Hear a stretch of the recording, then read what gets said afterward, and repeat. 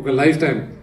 And I made some great great great I extended my family. నా కుటుంబం ఇంకా పెద్దదైంది కన్నప్పతో. And Sarath uncle, it starts with you.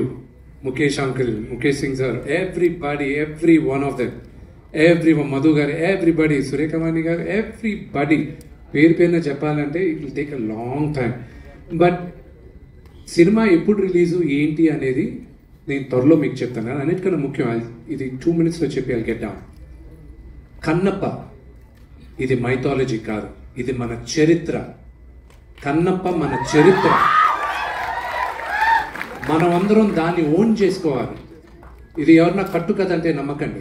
ఇది 2వ శతాబ్దంలో జరిగిన కథ. విపరీతమైన రీసెర్చ్ చేసాం.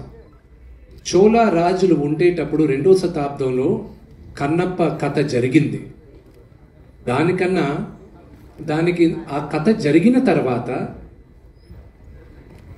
7వ శతాబ్దం 8వ శతాబ్దం శంకరాచార్య వాళ్ళు 7th centuryలో ఆయన శ్రీచక్రం, ఏ ఊర్లో సార్ అది?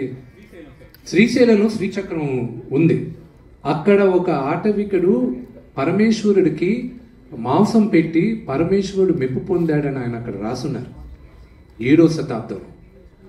దాని తర్వాత 14వ శతాబ్దంలో దూర్జటి, శ్రీకృష్ణదేవరాయ ఆయన కాలంలో దూర్జటి అన్న ఒక కవి, ఆయన 63 నాయనార్ల గురించి, 64 నాయనార్లు ఉన్నారు. నాయనార్లు అంటే శివ మహాభక్తులు. వాళ్ళ గురించి ఆయన ఒక పుస్తకం రాశాడు. దాంట్లో 9వ నాయనార్ కన్నప్ప. ఆ పుస్తకాన్ని 18th centuryలో ఒక బ్రిటిషర్ లెటర్స్ ఈ దూర్జటి పుస్తకాన్ని మనం ఇంగ్లీష్లో చేసి ప్రింట్ చేద్దామని ప్రింట్ చేసిన తర్వాత 1894లో ఈ పుస్తకం దూర్జటి కవి పుస్తకాన్ని ప్రింట్ చేసి ఉన్నాయి. ఇప్పుడు భారతదేశంలో 4 కాపీలు మిగిలిన్నాయి. ఒకటి మేము చూసింది బిగినర్ యూనివర్సిటీలో.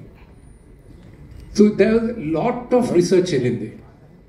ఆ రీసెర్చ్కి ఫలితంగా దాన్ని ఎంతో మేము చదివి దాన్ని చాలా జాగ్రత్తగా చేసి ఈరోజు మీ అందరి ముందు తీసుకొస్తున్నాం. నా బేబీ కన్నప్ప ఇంకొక 2 నిమిషాల్లో మీ ముందుకు తీసుకొస్తున్నాం. మీరందరూ మమ్మల్ని ఆశీర్వదిస్తారని మనస్ఫూర్తిగా కోరుకుంటున్నాను. హర హర మహాదేవ్.